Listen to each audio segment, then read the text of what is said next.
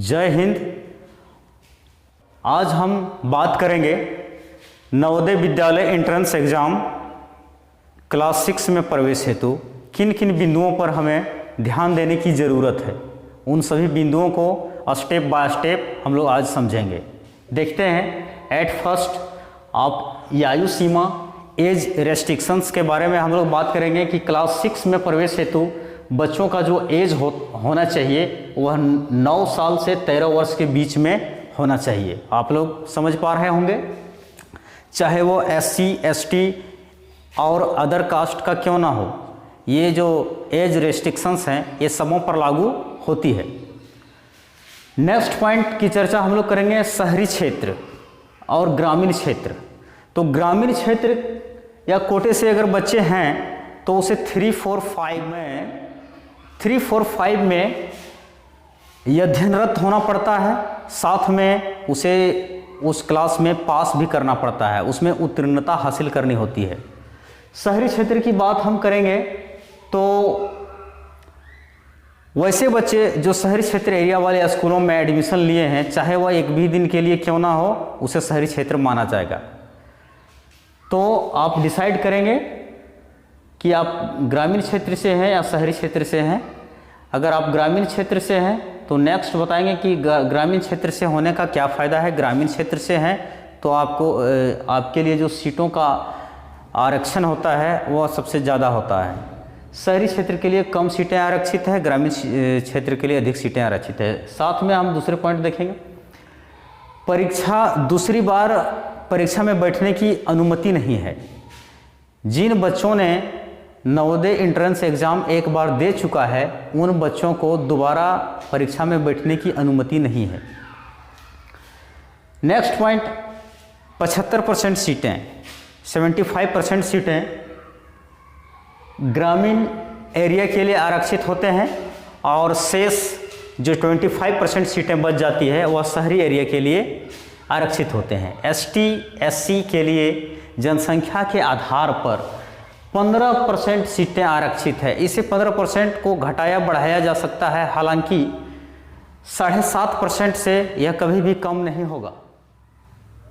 एक साथ दोनों श्रेणियों को अगर देखा जाए तो नवोदय विद्यालय समिति इसे 50% का आरक्षण देती है। नेक्स्ट पॉइंट, OBC के लिए 27% आरक्षण का प्रावधान है। यह केंद्रीय सूची के अनुसार से लागू किया जाता है। OBC अदर बैकवर्ड कास्ट को 27%। आगे हम देखेंगे कुल सीटों में से 1/3 यानी कि 1/3 सीटें लड़कियों द्वारा भरी जाएंगी। तो मैं लड़कियों से विशेष रूप से कहना चाहूँगा कि आप लोग भी शिक्षा के क्षेत्र में आगे बढ़िए। आप भी नवोदय विद्यालय एंट्रेंस एग्ज़ाम को दीजिए अगर आप 3, 4, 5 में पढ़ रहे हैं तो, और अटेंडेंस पर भी ध्यान दीजिए ताकि आपको आगे चल कर के दिक्कत ना हो। हम इन आरक्षणों के अलावे इस आरक्षण की बात करते हैं यदि कोई स्टूडेंट फिजिकल हैंडीकैप्ड है यानी कि अगर वह विकलांग है तो उसे भी आरक्षण देने का प्रावधान है। या अगर वह अस्थि विकलांगता से पीड़ित है यानी तो उसे, और उसके पास यदि सर्टिफिकेट है, प्रमाण पत्र है कि मैं वाकई में विकलांग हूँ, तो उसे भी आरक्षण देने का प्रावधान है। अस्थि विकलांगता 40% तक पीड़ित होना चाहिए। और श्रवण बाधिता, यदि किन्हीं बच्चों को सुनने में तकलीफ हो तो उसके लिए भी आरक्षण का प्रावधान है। यह श्रवण बाधिता 60 डेसिबल तक है। और फिर नेक्स्ट पॉइंट में दृष्टि बाधिता, अगर किन्हीं बच्चों को देखने में दूर की वस्तुएं या नज़दीक की वस्तुएं देखने में प्रॉब्लम हो तो उसे भी आरक्षण दिया जाता है। यह जो देखने का रेशियो होता है वह 6/60 या फिर 20/200, 6/60 या फिर 20/200 से अधिक नहीं होनी चाहिए। तो हम इन तमाम बिंदुओं पर चर्चा किए। अब हम देखेंगे परीक्षा की जो संरचना होती है वह कैसी होती है। यह लगभग 20 भाषाओं में आयोजित होती है। भारत के जितने भी स्टेट्स हैं लगभग सभी राज्यों में नवोदय विद्यालय एंट्रेंस एग्ज़ाम प्रवेश परीक्षा करवाती है। तो आपको पता चल गया। हम अगले पॉइंट की चर्चा करेंगे कि इसका प्रश्न पत्र कैसा होगा क्लास 6 का। क्लास 6 में प्रश्न पत्र जो आएंगे वह किन किन विषयों पर आधारित होगा। तो देखिए, मानसिक क्षमता, कुल प्रश्नों की संख्या 40 होंगे और आपको 60 अंक दिए जाएंगे। इसमें से आपको 50% का वेटेज लाना है, तभी आप नवोदय विद्यालय एंट्रेंस एग्जाम में क्वालिफाइंग नंबर ला सकते हैं। आगे अंक गणित में कुल प्रश्नों की संख्या 20 होंगे और आपको 30 अंक मिलेंगे। इसका वेटेज 25% है।